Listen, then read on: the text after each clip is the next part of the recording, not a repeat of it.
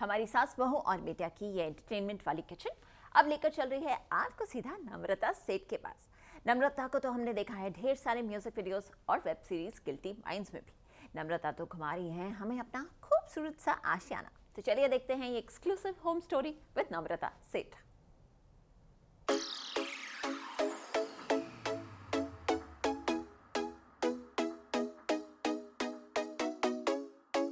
Guilty minds की शुभांगी खन्ना का आशियाना। कैसी है नम्रता सेठ की रियल लाइफ?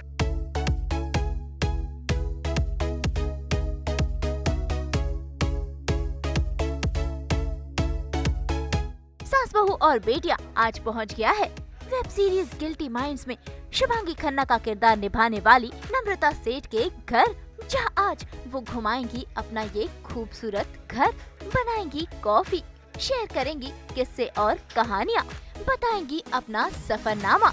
तो चलिए सीधा चलते हैं नम्रता के पास करने उनके होम स्वीट होम की सैर।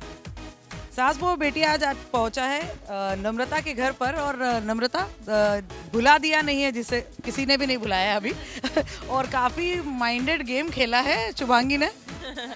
Yes, thank you and welcome. मैं बहुत ही एक्साइटेड हूँ कि आप आज घर आए हैं।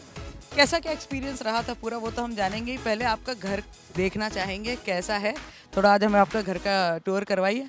बिल्कुल, प्लीज आइए। भाई नम्रता बचपन से ही इसी घर में पली बड़ी है और उनके मम्मी पापा ने इस घर को बहुत ही प्यार से सजाया है। वैसे इनके घर में खास बात है ये एंटीक्स, जिससे उन्होंने अपने इस खूबसूरत आशियाने को और भी ज्यादा खूबसूरत बना दिया है।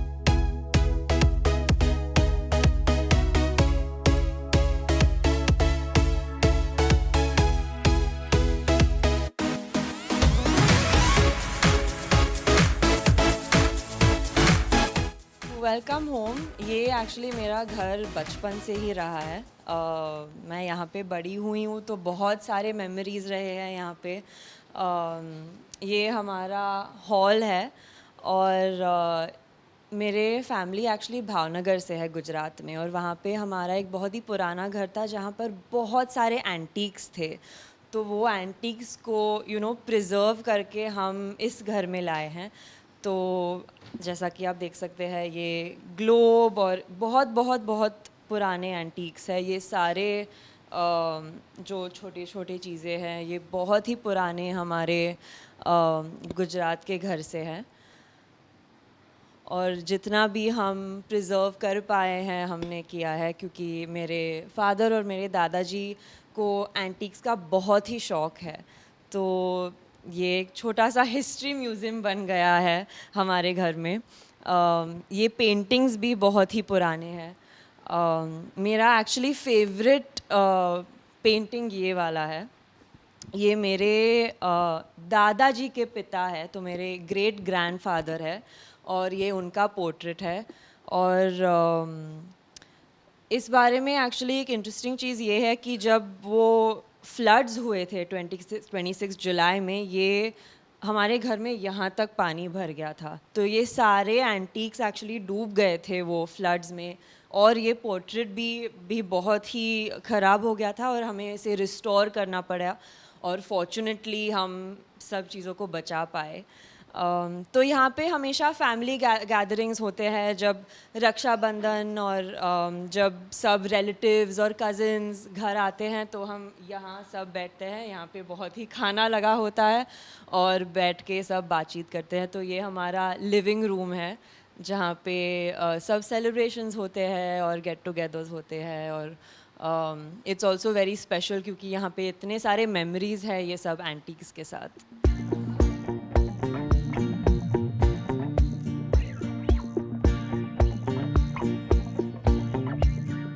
मैं ओवरऑल इतनी हिस्टोरिकल चीज़ों में इतनी इंटरेस्टेड नहीं थी, क्योंकि स्कूल में हम हिस्ट्री पढ़ते हैं और बहुत बोरिंग हो जाता है। लेकिन क्योंकि हमारे घर में इतने सारे एंटीक्स हैं और मेरे दादाजी हमेशा मुझे बताते थे हमारे हेरिटेज के बारे में, इसलिए वो इमोशनल कनेक्शन हुआ है ये सब चीज़ों के साथ।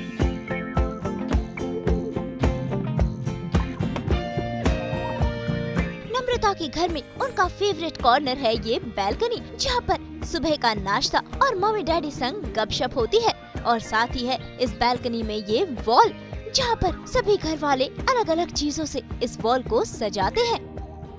मेरा फेवरेट एरिया एक्चुअली ये है।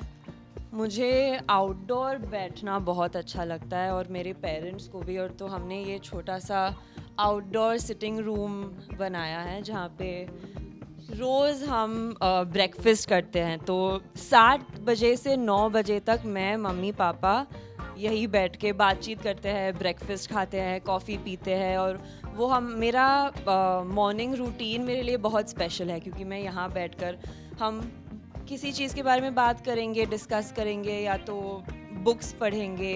तो this is a very special area. और ये वॉल जो है ये भी बहुत ही स्पेशल है, क्योंकि ये सारे छोटे छोटे ट्रिंकेट्स हमने हमारे ट्रैवल से ख़रीदे हैं। तो जब भी कोई इंटरनेशनली ट्रैवल करता है या लोकली भी, एक चीज़ हम लाएंगे ये वॉल के लिए।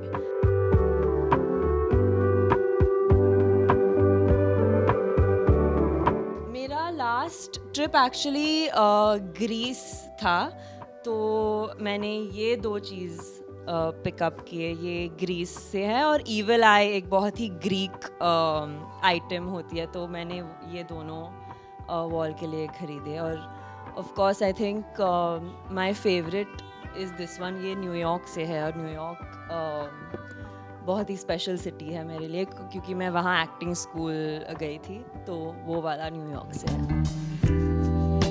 भाई नम्रता कुकिंग की इतनी बड़ी दीवानी तो नहीं है, लेकिन उन्हें कॉफी पीना काफी पसंद है। वैसे नम्रता अपनी डाइट का भी खासा ध्यान रखती है। तो आइए सीधा चलते हैं नम्रता के संग उनके किचन में।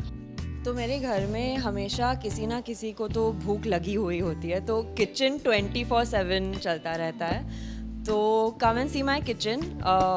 अनफॉर्चुनेटली एक्टर बनने के कारण मैं बहुत एक्साइटिंग चीज़ें नहीं खा सकती हूँ, तो यूजुअली मेरा खाना बहुत ही हेल्दी होता है। और आप दोपहर को आए हैं, तो दोपहर को यूजुअली मैं 1 कप कॉफ़ी पीती हूँ और कुछ फ्रूट खाती हूँ, जो बहुत एक्साइटिंग नहीं है, लेकिन आप देख सकते हैं।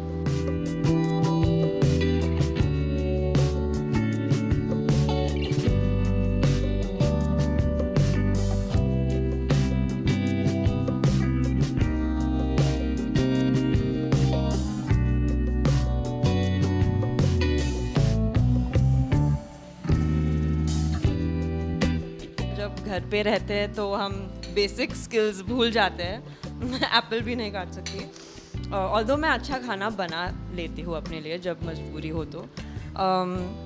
डाइट का बहुत ख्याल रखना पड़ता है। जंक फूड नहीं खा सकते, शुगर नहीं खा सकते, तो बस फ्रूट और सैलेड और सूप्स पर जीना पड़ता है। लेकिन मैं बहुत बड़ी फूडी हूँ, तो जब मेरा चीट डे होता है तो मैं सब कुछ खा लेती हूँ और दिल भर के खा लेती हूँ, ताकि मैं बाकी के दिन पर हेल्दी रह सकूँ। मुझे एक्चुअली घर का खाना बहुत ही पसंद है। मेरा बेसिक दाल चावल रोटी मिल जाए तो मुझे बहुत खुशी मिलती है वो बेसिक खाना खा के, क्योंकि जब हम शूट पे होते हैं तो खाना थोड़ा जो भी होता है वो खाना पड़ता है। तो जब मैं घर आती हूँ तो बेसिक दाल चावल रोटी मुझे बहुत अच्छा लगता है। और मुझे साउथ इंडियन फूड बहुत पसंद है, तो इडली सांभर, डोसा, स्ट्यूज़, मुझे वो सब बहुत पसंद है। तो अब मैंने फ्रूट्स खा लिए हैं। आई थिंक नाउ मुझे कॉफ़ी की ज़रूरत है, क्योंकि बहुत ही लंबा दिन है आगे। मुझे एक मीटिंग के लिए जाना है और 1-2 चीज़ें और करने हैं। तो दोपहर में यूजुअली मुझे वो थोड़ा कैफ़ीन का एनर्जी चाहिए होता है, तो I am gonna make some coffee.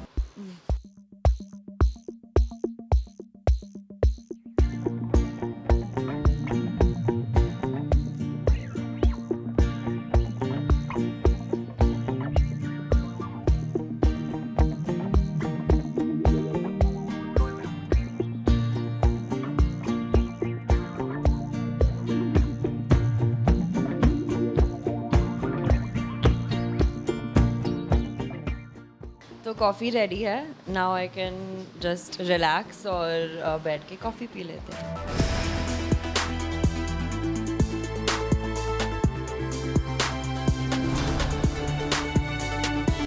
नम्रता के घर में है ये बड़ा सा और खूबसूरत सा गार्डन, जहाँ पर कई सारे पेड़ पौधे हैं।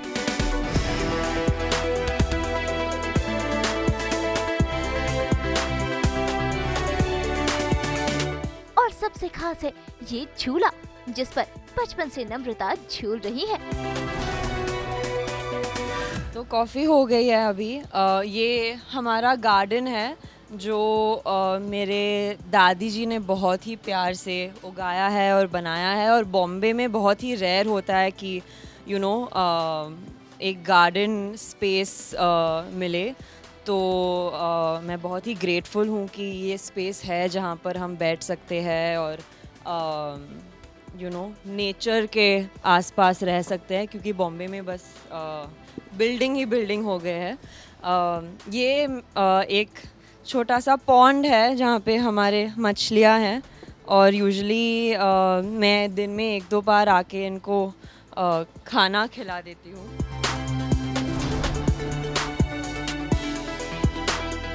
जब से मैं छोटी थी तब से मैं इन मछलियों को खिला रही हूँ।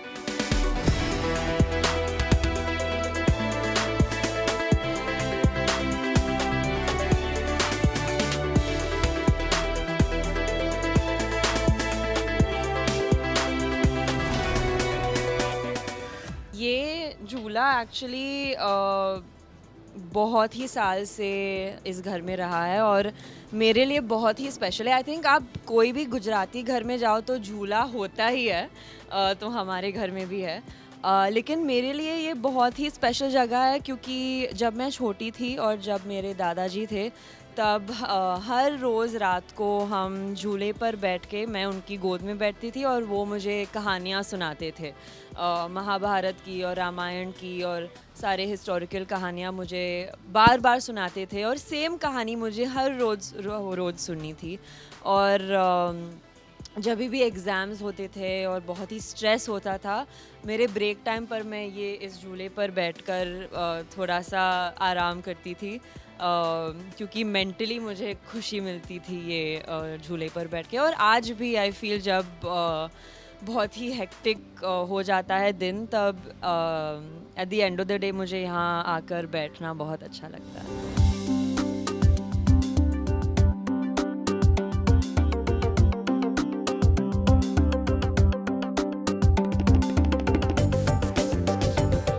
नम्रता के घर में एक स्पेशल कमरा है जो सिर्फ और सिर्फ बुक्स के लिए है, यानी कि लाइब्रेरी, जहाँ पर नम्रता के दादाजी और पापा ने काफी अच्छा बुक्स का कलेक्शन रखा है। और कभी कभार नम्रता भी यहाँ पर आकर उनकी फेवरेट बुक्स पढ़ लेती है। तो अब मैं आपको मेरे घर के 2nd फ्लोर पे लेकर जाती हूँ, जहाँ पर हमारा लाइब्रेरी है। मेरे दादाजी को और मेरे पापा को बुक्स का बहुत ही शौक़ है, जैसा आप देख सकते हैं, इतने सारे किताबें। हमारे घर पे हर हफ्ते एक नया किताब आ जाता है। इतने सारे पढ़े हुए हैं जो मैंने अब तक नहीं पढ़े, लेकिन ये सब बहुत ही साल से हम इकट्ठे करते आ रहे हैं, और होपफुली हमारा कलेक्शन बढ़ता ही जाएगा। यहाँ पे जो भी हम करंटली पढ़ रहे हैं ये सारे बुक्स, करंटली मैं ये पढ़ रही हूँ द डेनिश गर्ल।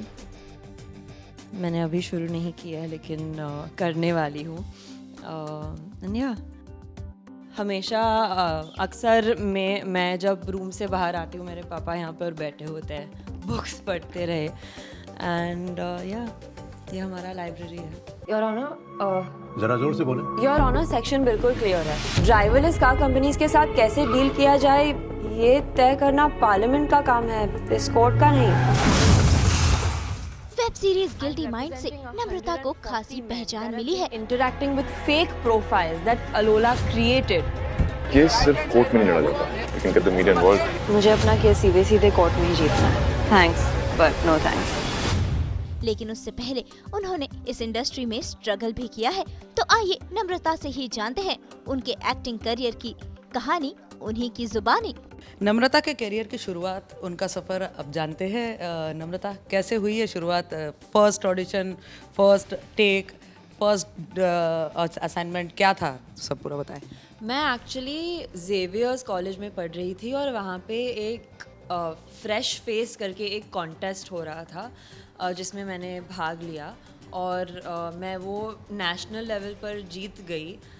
कुछ प्लान्स नहीं थे मॉडलिंग और एक्टिंग के, बिल्कुल नहीं। मैं एक्चुअली जर्नलिज्म परस्यू कर रही थी और ये बस बाय चांस हो गया। और क्लीन एंड क्लियर एक स्पॉन्सर थे वो कॉन्टेस्ट के और उन्होंने मुझे ऑडिशन किया अपने कैंपेन के लिए और मैंने वो कैंपेन किया और मुझे तुरंत महसूस हुआ कि मुझे यही करना है। तो वहाँ से जर्नी शुरू हुई और मैंने मॉडलिंग शुरू किया, एक एजेंसी के साथ साइन किया और मॉडलिंग आता जाता रहा। मैं पढ़ाई करती रही और फिर वो प्रोसेस में मुझे ऑडिशंस के कॉल्स भी आने लगे फिल्म्स के लिए और टेलीविज़न के लिए और मैंने वो करने शुरू किए और मुझे आई थिंक तब रियलाइज़ हुआ कि मुझे एक्टर बनना है।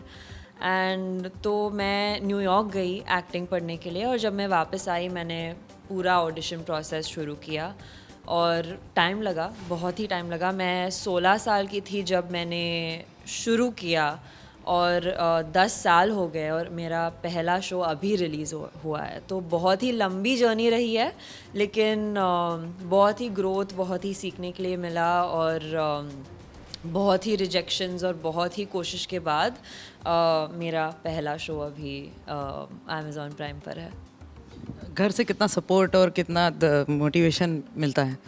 बहुत, क्योंकि आई थिंक अगर घर से मुझे ये सपोर्ट नहीं मिल रहा था आई थिंक मैं बहुत टाइम पहले शायद गिव अप कर चुकी हुई थी। आई थिंक मेरे पेरेंट्स ने मोस्टली इतना सपोर्ट किया है, इवन वो उन दिनों पर जहाँ मेरा होप पूरी तरह से चला गया था। उन्होंने कहा नहीं, जस्ट बी पेशेंट, हो जाएगा। तो उनके सपोर्ट के बिना कुछ नहीं हो पाता। तो जब शुभांगी प्ले करने मिला तो क्या, जब ऑफर हुआ क्या था माइंड में? एडवोकेट प्ले किया है तो कितनी दलीलें पेश हुई, कितनी उस पर मेहनत लगी, कितना वर्क करना पड़ा नम्रता को? आई थिंक ऑफ कोर्स मेहनत करना पड़ा। आई थिंक जो मैंने 3 साल 3, 4, 5 साल आई थिंक एक्टिंग क्लासेस और ट्रेनिंग किया वो ऑब्वियसली मुझे फाइनली इस्तेमाल करने का मौका मिला। और हमारी डायरेक्टर जो है शेफाली, उनके इनपुट्स और उनकी गाइडेंस से ऑब्वियसली ये कैरेक्टर क्रिएट हुआ है। अकेला तो कोई कुछ नहीं कर सकता। लेकिन बहुत ही मज़ा आया एक लॉयर प्ले करना, क्योंकि मेरे डैड की सिस्टर एक्चुअली एक लॉयर है। तो उन्होंने अरेंज किया कि मैं हाई कोर्ट जाऊं और लॉयर से मिलूं और वो भी बहुत इंटरेस्टिंग रहा वहाँ पर बैठकर केस देखना। तो वो भी आई फील बहुत ही हेल्पफुल था वो कैरेक्टर प्ले करने के लिए। तो अब आगे क्या क्या क्या और चीज़ें हैं पाइपलाइन में? कब और नेक्स्ट हम जल्दी मिलने वाले हैं नम्रता को? I hope very soon. मैंने एक शो ऑलरेडी शूट किया है जो होपफुली अगस्त में आएगा, तो फ़िलहाल अनाउंस नहीं हुआ है लेकिन वो रिलीज़ होगा एंड होपफुली बहुत और चीज़ें हैं।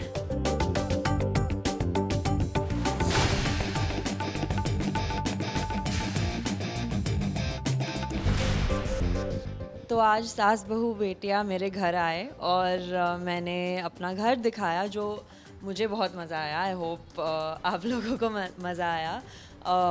आपने मुझे सेब काटते हुए देखा, कॉफ़ी बनाते हुए देखा, मछलियों को खाना देते हुए देखा, बुक्स पढ़ते हुए और बस मेरा डेली रूटीन का एक छोटा सा हिस्सा आप देखने आए थे। तो I hope you enjoyed it.